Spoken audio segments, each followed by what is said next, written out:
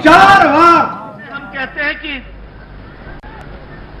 रास्ता उत्तर प्रदेश की जनता भारत की राजनीति मोदी जी के नेतृत्व में किस प्रकार का दिया है।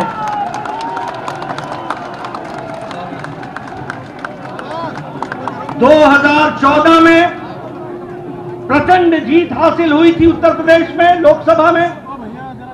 2017 में प्रचंड आशीर्वाद उत्तर प्रदेश की जनता ने दिया था और हमारी सरकार बनाई थी।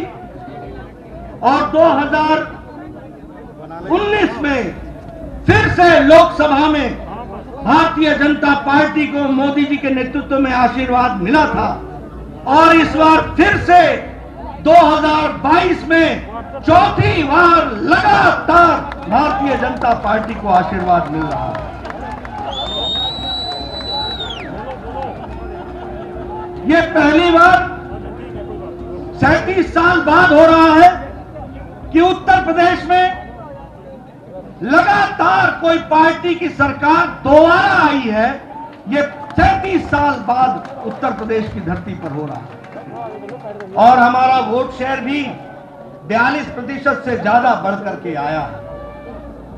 इसी प्रकार हम देखें तो उत्तराखंड जब से राज्य बना तब से हमेशा वहां सरकार बदलती रही, हर चुनाव में सरकार बदलती रही, लेकिन मोदी जी के नेतृत्व में उत्तराखंड का चुनाव लड़ा गया और उत्तराखंड की जनता ने भी फिर से दोबारा और पहली बार दोबारा सरकार बनाई है और उत्तराखंड में भी भारतीय जनता पार्टी को बहुमत दिया है। अगर हम बात करें मणिपुर की तो मणिपुर में भी पहली बार विशुद्ध भारतीय जनता पार्टी के बहुमत से अब हमारी सरकार बन रही है। यह परिस्थिति आई है, इसको भी हमको याद रखना। और अगर हम गोवा की बात करें तो वहां हम इस बार हैट्रिक बनाने जा रहे हैं, तीसरी बार हम सरकार बनाने जा रहे हैं और वहां भी आदरणीय प्रधानमंत्री मोदी जी की नीतियों का, कार्यक्रम का आशीर्वाद हम सबको मिला है और उसके कारण ये जीत हासिल हुई है। मित्रों, जहां हम आज 4 राज्यों में सरकार बनाने के लिए अपने बहुमत के साथ खड़े हैं, वहीं कल के नतीजे जो असम के म्युनिसिपल बोर्ड के आए, कॉरपोरेशन के, आपको जानकर खुशी होगी कि 80 म्युनिसिपल कॉरपोरेशन में 77 में भारतीय जनता पार्टी ने जीत हासिल की और आज वहां भी एक बाई इलेक्शन था मंझोली का, वह भी सीट प्रचंड मार्जिन के साथ भारतीय जनता पार्टी ने जीती है। इसलिए जिसे हम कहते हैं कि हमारी जनता ने मोदी जी को भरपूर आशीर्वाद दिया, एक तरफा आशीर्वाद दिया है और उनकी नीतियों के, उनके कार्यक्रमों को फिर से एक बार मुहर लगाई है। इस बात के लिए हम सबको बहुत बहुत मोदी जी का धन्यवाद दें। मित्रों, चुनाव में एक बात कही गई कि कुछ पार्टियां हमारे खिलाफ जुट गई हैं और इसलिए वोट की मात्रा उनकी बढ़ जाएगी और वो जीत हासिल करेंगे। कई पत्रकार ये पूछा करते थे कि इतनी पार्टियों का जमावड़ा हो गया है, आप किस तरीके से इसको देखते हैं? मैं उस समय भी कहता था कि यदि नेता मिल जाएं और पार्टियां मिल जाएं तो वोटर नहीं मिलता है, वोटर अपनी रक्षा करना खुद जानता है। इस बात को हमको याद है। और मैंने ये भी कहा था कि चुनाव सिर्फ मैथमेटिक्स नहीं है, चुनाव सिर्फ अरिथमेटिक नहीं है, चुनाव केमिस्ट्री है।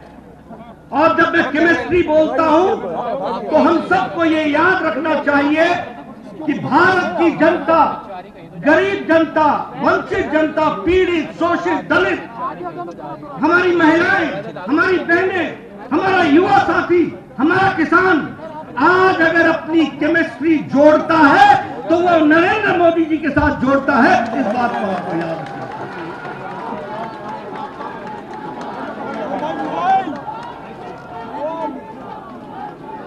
ये रसायन शास्त्र का मोदी जी की गरीबों के प्रति, जो वंचित थे, पीड़ित थे, शोषित थे, समाज के अंतिम पायदान पर खड़े थे, उनको सशक्तिकरण देने का काम मोदी जी ने किया, प्रधानमंत्री जी ने किया।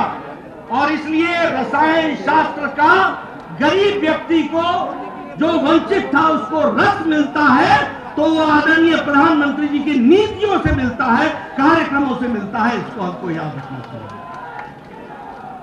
मित्रों, जब हम गांव, गरीब, वंचित, पीड़ित, शोषित, दलित, इनकी बात करते हैं तो हम साथ में ये भी कहते हैं कि चाहे उजाला हो, उज्ज्वला हो, सौभाग्य हो, आयुष्मान हो, प्रधानमंत्री गरीब कल्याण अन्न योजना हो, प्रधानमंत्री किसान सम्मान निधि हो, ये सारे के सारे कार्यक्रम साधारण व्यक्ति का सशक्तिकरण करते हैं। और वो साधारण व्यक्ति जब चुनाव आता है तो अपना कीमती मत को संभाल कर रखता है और मोदी जी के नाम पर वो कमल के निशान पर बटन दबाता है।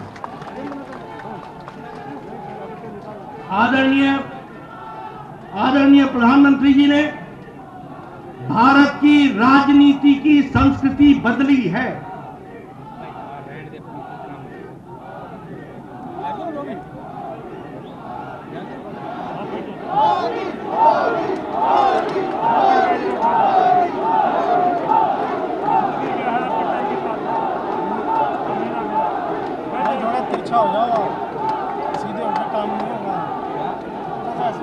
आदरणीय प्रधानमंत्री जी ने भारत की राजनीति की संस्कृति बदली है।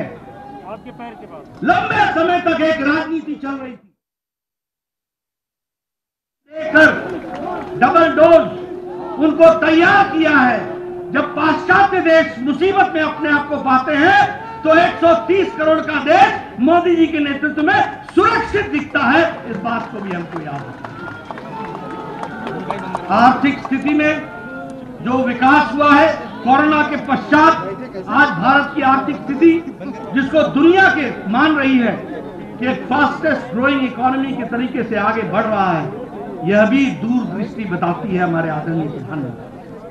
आज हम सब लोग आदरणीय प्रधानमंत्री को सुनने के लिए आतुर हैं। मैं आपके बीच में ज्यादा समय नहीं रहूंगा। मैं इस मंच से, जहां आदरणीय प्रधानमंत्री जी को धन्यवाद देता हूं, सभी केंद्रीय नेताओं को धन्यवाद देता हूं, सभी हमारे प्रदेश के नेताओं को धन्यवाद देता हूं, वहीं मैं अपने करोड़ों करोड़ों कार्यकर्ताओं को बधाई और धन्यवाद देता हूं। ओ भैया, कार्यकर्ताओं ने जमीन पर जाकर अथक प्रयास किया। क्या नेता, क्या कार्यकर्ता, क्या विस्तारक, क्या हमारे प्रवासी कार्यकर्ता, सबने अपना पूरी ताकत लगाई और आपकी जमीन पर मेहनत रंग लाई और मोदी जी की नीतियों को वोट में परिवर्तित करने में आपने अपना योगदान किया। मैं आप सबको भी इसके लिए बधाई देता हूं और धन्यवाद देता हूं। इसी तरीके से हम लोगों ने आगे बढ़ना है और 2024 में भी इससे और आगे बढ़ करके जाना है और आप सब कार्यकर्ताओं ने अथक प्रयास अपना जारी रखना है, ऐसा मैं आपसे निवेदन करना चाहता हूं। आपके राष्ट्रभक्ति को मैं सलाम करता हूं। आपके राष्ट्रभक्ति के साथ, पार्टी के साथ खड़े होकर के कार्य को करने की मैं साधुवाद देता हूं और इसी प्रकार से हम सब लोगों ने आगे बढ़ना है और भारत को मोदी जी के नेतृत्व में यशस्वी बनाना है। इस काम को, इस लक्ष्य को लेकर हम चलेंगे। इन्हीं शब्दों के साथ बहुत बहुत धन्यवाद आप सब लोगों ने मिला।